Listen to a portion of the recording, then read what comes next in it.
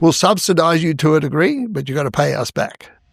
So we did that. What if I told you that a single sport, the gentleman's game, the sport of Sunday afternoon quiet and polite clapping, sparked the most expensive war in sports history? We're not talking about a rivalry between two players. We're talking about two entire tours, billions of dollars in Saudi money, player suspensions, courtroom battles, protests from families of 9/11 victims, and a broken game that still hasn't been put back together. This is the story of how the PGA Tour and LIV Golf went to all-out war, and why golf may never be the same again. Let's set the stage. For over a century, the PGA Tour was the undisputed king of professional golf. If you wanted to compete against the best, earn your legacy, and build your brand, that's where you went. Tiger Woods built his billion-dollar empire there. Jack Nicklaus cemented his 18 majors there. Arnold Palmer became the face of American sports there. The PGA Tour wasn't just a golf league. It was the institution, the gold standard. And nobody dared challenge it. Well, almost nobody.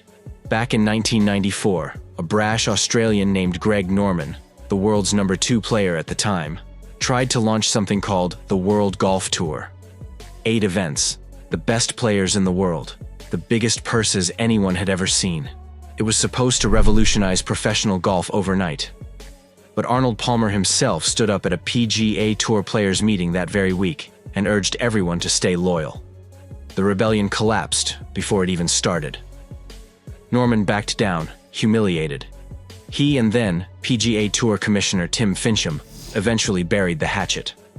3 years later, the tour announced the World Golf Championships, a series of elite events that were, ironically, modeled on Norman's original vision. Norman even said at the time, "Hopefully the arrows can come out of my back now." But here's what you need to understand about Greg Norman. The man never forgot that humiliation. And nearly 3 decades later, he wouldn't just try again. He'd come back with the most powerful financial weapon on the planet. Fast forward to October 2021.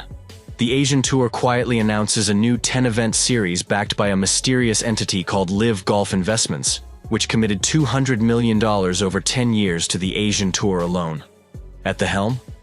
Greg Norman, named CEO at age 66. But the real story was the money behind him.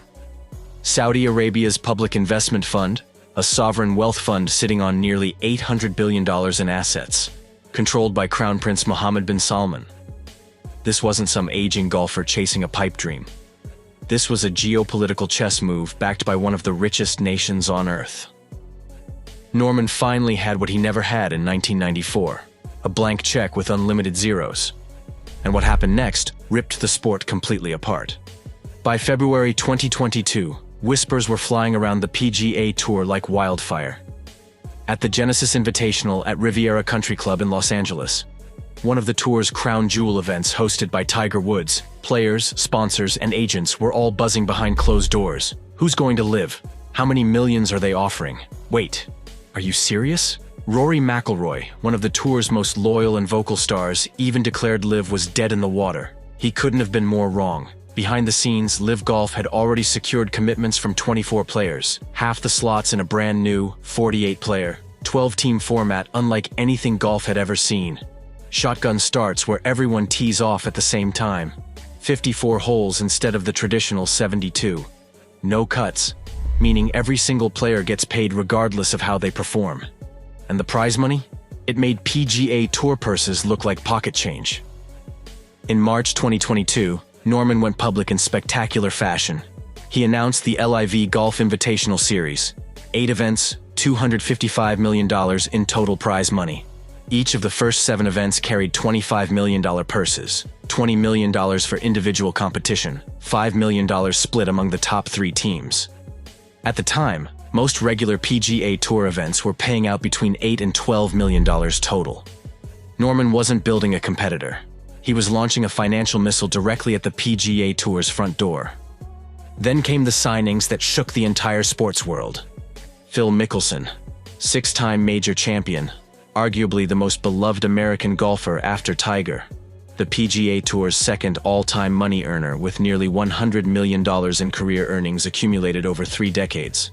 signed with LIV Golf for a reported $200 million signing bonus. $200 million, just to show up. Forbes reported he likely received half of that upfront, in cash. That single contract was roughly double what Mickelson earned across his entire legendary PGA Tour career, and it sent a message to every player in the sport. The old rules don't apply anymore. But Mickelson was just the tip of the iceberg. Dustin Johnson, the smooth-swinging former world number 1 and two-time major champion, got $125 million. Bryson DeChambeau, the polarizing power hitter and 2020 US Open champion, cashed in for another $125 million, despite telling reporters just days earlier he planned to stay on the PGA Tour.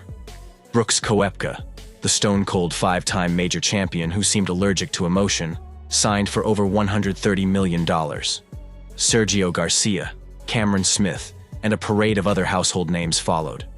These weren't journeyman pros chasing a paycheck. These were certified legends walking out the door with briefcases full of Saudi money. Now, here's where the PGA Tour decided it was done playing nice. On June 9, 2022, within 30 minutes of the very first tee shots at the inaugural LIV Golf event at Centurion Club outside London, PGA Tour Commissioner Jay Monahan dropped the hammer. He released a memo suspending every PGA Tour member playing in the event. 17 players, gone in an instant. Mickelson, Johnson, Garcia, Ian Poulter, Lee Westwood, all banned from every PGA Tour event, every Korn Ferry Tour event, the FedEx Cup, and the President's Cup. Monahan's words to the loyal players who stayed were razor sharp. These players have made their choice for their own financial-based reasons, but they can't demand the same PGA Tour membership benefits, considerations, opportunities, and platform as you. That expectation disrespects you, our fans, and our partners. LIV Golf fired back immediately, calling the suspensions troubling and vindictive, and declared, "The era of free agency is beginning." Within months, lawsuits were filed on both sides. Antitrust claims started flying. Phil Mickelson and 6 other players sued the PGA Tour directly. The golf civil war was officially underway, and it was about to get much uglier. But the controversy went way beyond contracts and courtrooms. And this next part hits different. 15 of the 19 9/11 hijackers were Saudi citizens. When American golfers started cashing Saudi checks, the families of nearly 3,000 people killed that day were not staying quiet. Terry Strada, a 9/11 widow whose husband Tom was working in the North Tower that September morning, wrote directly to the American golfers who joined LIV. "We wish to express our outrage at your partnership with LIV Golf and remind you of the responsibility that your new business partner, the Kingdom of Saudi Arabia, shoulders for providing the financial and logistical support that enabled the terrorists to attack our nation and kill our loved ones." When LIV Golf held a tournament at Trump National Golf Club in Bedminster, New Jersey, barely 50 miles from Ground Zero, 9/11 families showed up to protest outside the gates. They ran newspaper ads. They bought billboard time in Times Square. They called it what human rights organizations around the world were calling it: sports washing. A multi-billion-dollar campaign designed to use athletic prestige to whitewash a brutal human rights record. The families made it personal, and the controversy followed LIV Golf everywhere it went. Meanwhile, Tiger Woods, the greatest golfer who ever lived, the first athlete in history to earn $1.7 billion, reportedly turned down a high 9-digit offer from LIV Golf. We're talking potentially close to $1 billion, and Tiger said no. At a press conference before the 2022 Open Championship at historic St. Andrews in Scotland, Woods didn't hold back. "I just don't understand it. What they've done is turned their back on what has allowed them to get to this position." He questioned whether LIV players even had any incentive to practice in a no-cut format where last place still earned you 6 figures. But here's the plot twist that changed everything. The PGA Tour wasn't going to sit there and bleed talent. Monahan launched a massive counterattack. He announced $54 million in immediate purse increases across 8 flagship events. The Players' Championship jumped to $25 million. The Genesis Invitational, Arnold Palmer Invitational, and Memorial Tournament all hit $20 million. By the 2023 season, the tour had created 13 elevated events. 12 paying $20 million or more, where the best players were contractually required to compete against each other. Then came the loyalty rewards that really raised eyebrows. Tiger Woods received $100 million in equity in the newly created PGA Tour enterprises. Rory McIlroy got around $50 million. Hundreds of other players who stayed loyal received their own stakes in the company, all backstopped by a jaw-dropping $3 billion investment from the Strategic Sports Group, a consortium of American billionaire sports team owners.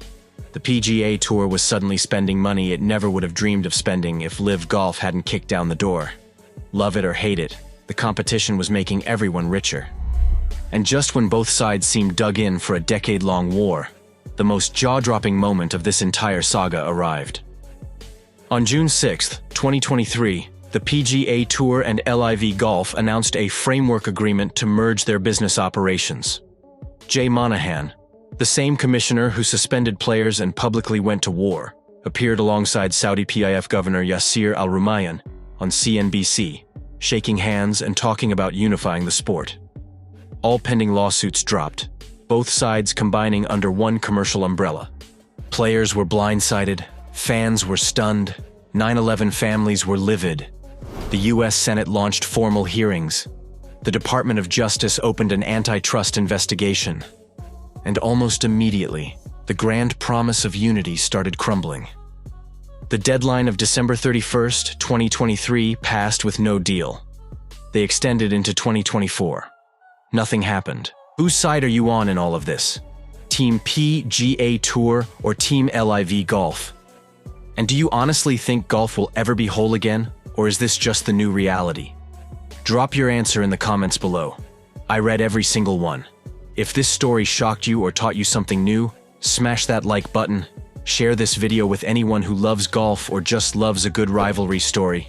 And if you haven't already, hit subscribe and tap that notification bell so you never miss another deep dive like this one. We've got more insane stories coming that you absolutely won't want to miss. See you in the next one.